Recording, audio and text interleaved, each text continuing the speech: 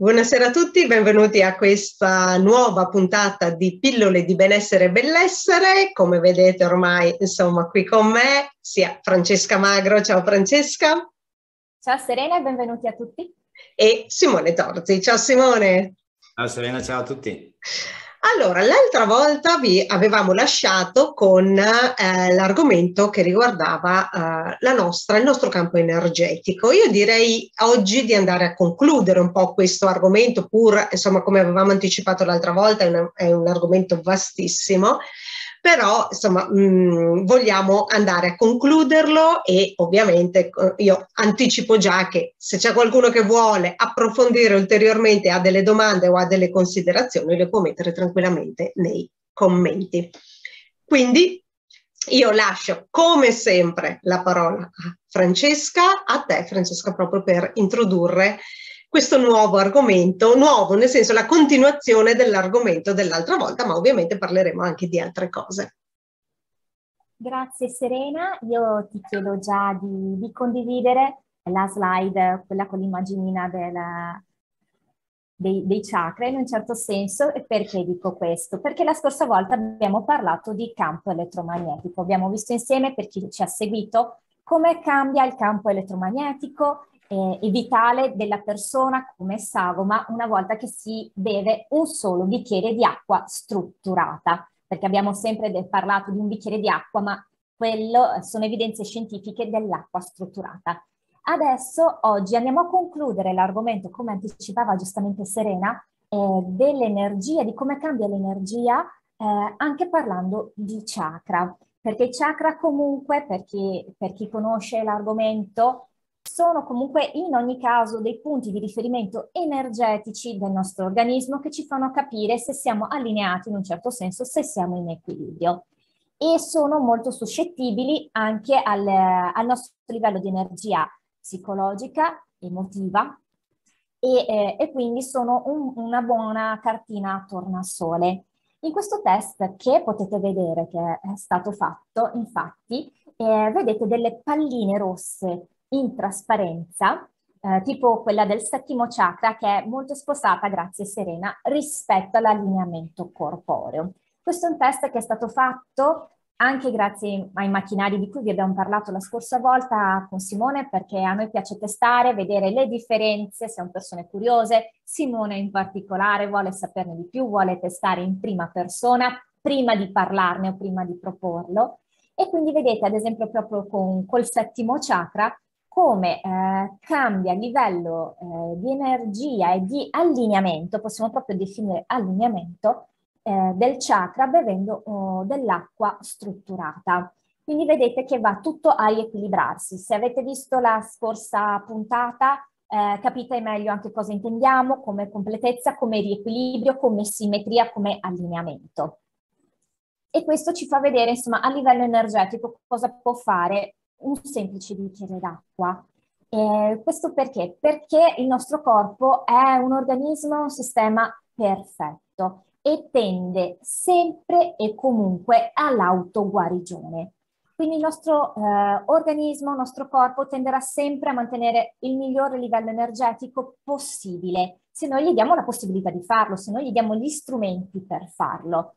Ad esempio ricordiamoci che quello che noi definiamo malattia o sintomo è il modo migliore che il nostro organismo ha in quel momento di affrontare una situazione difficile. Farò un semplice esempio molto breve, pensiamo al raffreddore. Quando abbiamo un'influenza si alza notevolmente la temperatura del nostro corpo. Questo perché? Perché oltre i 34 gradi i germi muoiono. Perciò il nostro fisico adotta questa strategia di sopravvivenza, non ci sta facendo del male, sta cercando di tornare in equilibrio. Produce del muco proprio per incapsulare dei batteri e poterli espellere tramite il catarro, ad esempio. Quindi il nostro organismo tende sempre all'autoguarigione, sa autoguarirsi, ed è quella che oggi viene più definita omeostasi, più che autoguarigione si sente sempre più parlare di omeostasi, che è l'equilibrio proprio di mente, fisico, corpo e spiritualità. E se avete visto le puntate precedenti capite ora quanto è importante bere acqua, non solo per il livello fisico, ma anche proprio per il livello energetico. E qui è fondamentale avere la giusta acqua, non solo con delle caratteristiche fisiche e chimiche, ma anche energetiche, proprio a livello di vibrazione, di frequenza, di magnetismo, perché ci possono aiutare a riequilibrare tutti gli aspetti del nostro corpo, del nostro essere umano. E infatti ti chiederei, Serena, di passare alla slide successiva, perché vorrei fare una breve conclusione, passando poi la palla sempre al tecnico specializzato, che vi farà vedere delle cose più concrete degli altri test. Concludendo, noi possiamo capire come un certo tipo di acqua, che ha una frequenza particolare, che ha un'energia particolare, che ha delle caratteristiche specifiche, possa aiutare il nostro organismo ad aumentare il suo potere di autoguarigione. E ad esempio, come potete vedere anche da questa slide, nell'85% dei soggetti che abbiamo testati, che erano oltre una trentina, dai 30 ai 70 anni, riepilogando un po' il test della scorsa volta, si è innalzato notevolmente lo stato energetico e si è quindi innalzato, ad esempio, il sistema immunitario, quindi essere un fisico più reattivo, più equilibrato, si è abbassato il livello dello stress e tutti i livelli, anche quelli ormonali, vanno a trovare un nuovo equilibrio, proprio una nuova omeostasi. E questo avviene con certi tipi di acqua. E adesso vedremo insieme la differenza tra i vari tipi di acqua, un po' per ricollegarci anche a quella nostra famosa live iniziale, andando a chiudere insieme il cerchio dell'acqua strutturata, dell'acqua morta, dell'acqua di rubinetto e di quella di bottiglia. Grazie Francesca, quindi io direi che insomma la parte tecnica adesso ci verrà spiegata sicuramente da Simone, e appunto queste conclusioni, anche perché giustamente noi siamo qua anche per dare delle evidenze scientifiche, delle evidenze pratiche, cioè quello che poi è qualcosa di pragmatico, perché possiamo fare tante ipotesi, dire tante belle cose perché magari le sentiamo, ma alla fine i dati ci devono anche dare delle conferme. Assolutamente sì, Serena.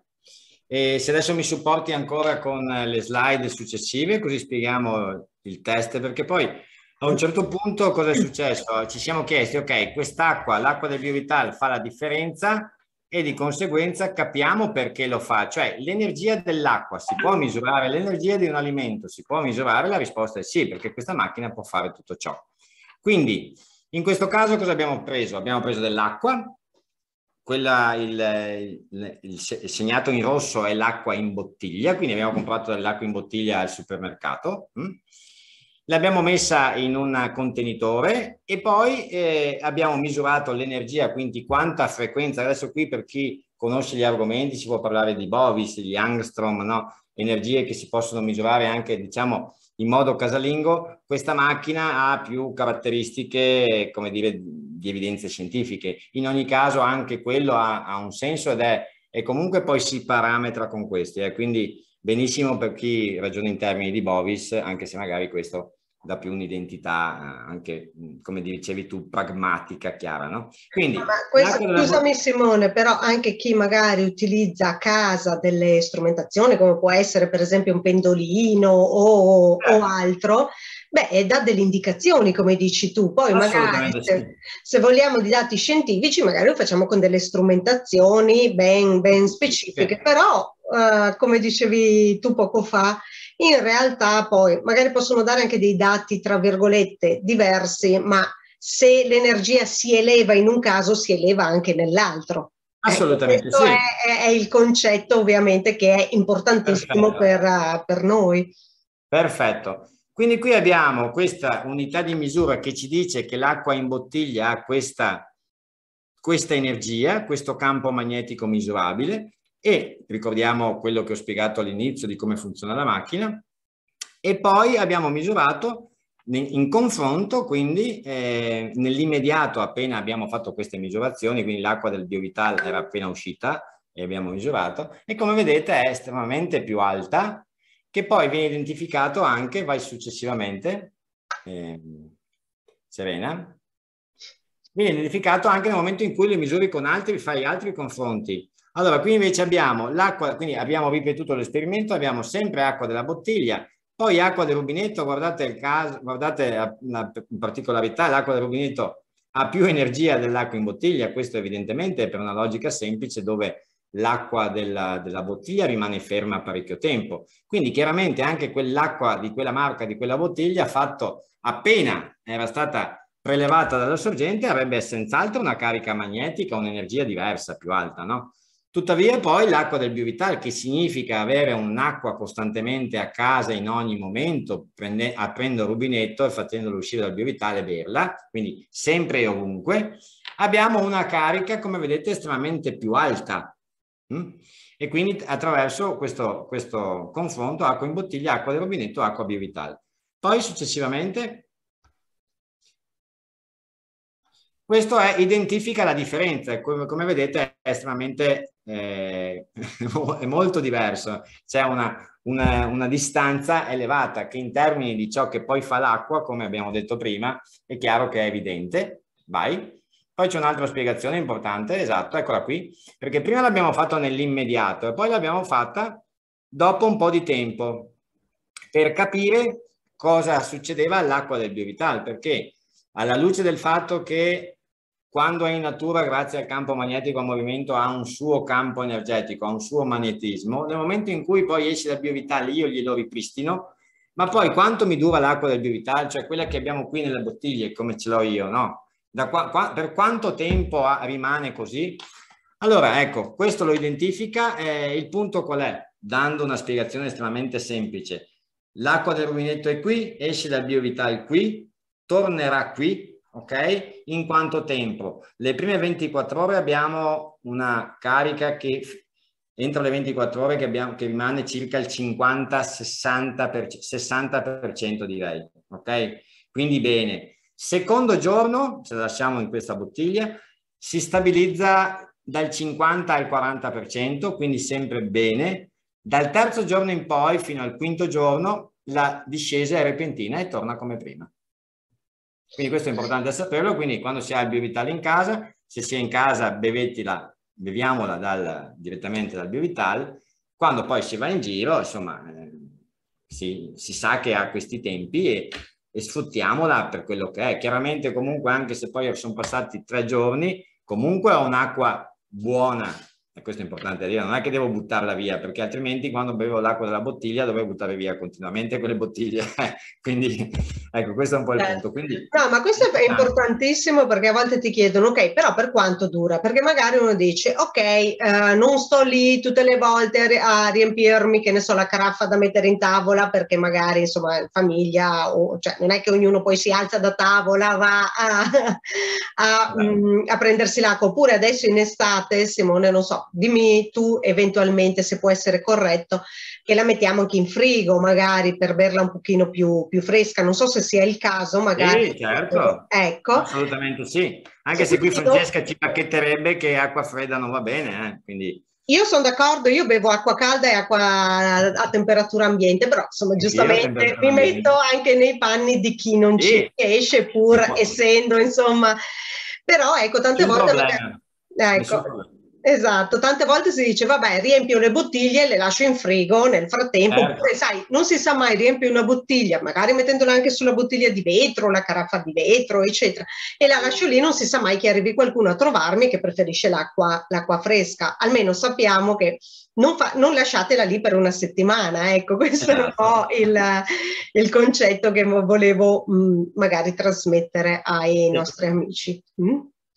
Sì. Bene, allora io direi che abbiamo fatto un excursus piuttosto ampio di quello che è, insomma, di quelli che sono i benefici che ci può dare l'acqua strutturata. Sicuramente ci sarebbero ancora giornate intere da poter parlarne, però insomma come sempre io invito i nostri amici, se hanno magari delle indicazioni o qualche argomento in particolare su cui si vogliono focalizzare, magari ne possiamo parlare anche in altri video. Prima però di lasciarvi, io ovviamente chiedo sia a Francesca sia a Simone se volete magari aggiungere ancora qualcosa. Io no, ho chiuso il mio cerchio. Perfetto, Francesca. Io volevo solo ringraziarti, Serena, per averci ospitato, a tutti voi per averci seguito. Portate pazienza, abbiamo toccato tanti argomenti, l'argomento appunto è ampio, abbiamo cercato di darvi una visione più ampia possibile, soffermandoci sugli aspetti pratici, quelli un po' più spirituali, quelli energetici, riportandovi anche delle evidenze scientifiche per darvi un quadro quanto più ampio possibile, quindi fateci sapere se vi è interessato, perché noi siamo a disposizione, siamo contentissimi di poter insomma rispondere anche alle vostre richieste e poter dare delle spiegazioni più mirate se ne avete bisogno. Quindi grazie a tutti per averci seguiti e grazie a te, Serena. Però prima di chiudere, allora, visto che abbiamo toccato il tasto, così diamo magari l'ultima chicca a Francesca, perché non bere acqua fredda? Insomma, consigliato, poi è ovvio che poi ognuno deve anche sentirselo ovviamente su di sé. Certamente, dunque, allora, è un discorso molto molto semplice. Il nostro organismo all'interno ha una media di 38 gradi che deve essere mantenuta e ha quella temperatura per dei motivi, e per la funzionalità di tutti gli organi. Ovviamente degli organi sono più caldi, degli altri meno. Di media, diciamo, abbiamo 38 gradi all'interno del corpo. Una volta che noi andiamo a bere una bibita fredda, intorno ai 4 gradi, momentaneamente, chiaramente bevendola abbiamo questa sensazione di freschezza, ma una volta arrivata all'interno dell'organismo crea gravi danni in realtà. Non solo un fastidio immediato, ma può proprio a lungo termine andare a danneggiare gli organi, perché poi il nostro fisico dovrà riportare la temperatura a 38 gradi, che si è abbassata bevendo l'acqua fredda. Quindi arrivano 4 gradi su 38, va a abbassare notevolmente la temperatura interna dell'organismo, molto velocemente, tra l'altro, e non in maniera graduale. Questo crea un grandissimo shock termico. Tutto l'organismo blocca quello che stava facendo, digestione compresa, perché la digestione, ricordiamoci che ha bisogno di calore e di tempo, e per alzare la temperatura, quindi attiverà tutta una serie di processi che fanno sì che la temperatura interna ritorni intorno ai 38 gradi. Questo ci può provocare dei malesseri, ci fa sudare di più e in realtà ci fa stare peggio, oltre al fatto che appunto a lungo termine va veramente a creare uno shock allo stomaco. Pensiamo ai giapponesi che usano questo di tradizione, mangiano le zuppe bollenti e bevono acqua ghiacciata, molto spesso hanno tumori proprio all'esofago e allo stomaco. Quindi è importante, non dico bere acqua calda, però almeno a temperatura ambiente. Diciamo che l'ideale sarebbe a temperatura corporea, quindi mantenere un'acqua ai 38 gradi. Questo io parlo a livello di salute e benessere, poi insomma dopo c'è sempre il gusto e il piacere personale. Assolutamente, intanto ti ringrazio perché comunque per far capire la differenza, cioè dei 38 gradi che abbiamo all'interno, insomma, per far funzionare bene gli organi e i 4 gradi del frigo, voi pensate di essere nel deserto a 38 gradi e a un certo punto vi fanno entrare in una cella frigorifera a 4 gradi. Ecco, avete ovviamente uno shock termico non indifferente. È ovvio che come tutte le cose, insomma, come dicevi tu, Francesca, sono delle indicazioni, giusto per dare delle conoscenze, poi ad ognuno la propria scelta, però insomma almeno capite il perché si dice di non bere acqua particolarmente fredda, insomma, ecco, perché c'è proprio questo shock termico molto importante. Allora, io vi ringrazio di nuovo, grazie a Francesca. Grazie a te, Serena, grazie a tutti. E grazie ovviamente a Simone, perché ovviamente abbiamo toccato ampiamente tanti argomenti. Grazie a tutti voi che invece ci avete seguito, come sempre. Se avete dei commenti, delle domande, metteteli pure sotto il video. Grazie a tutti e buona serata.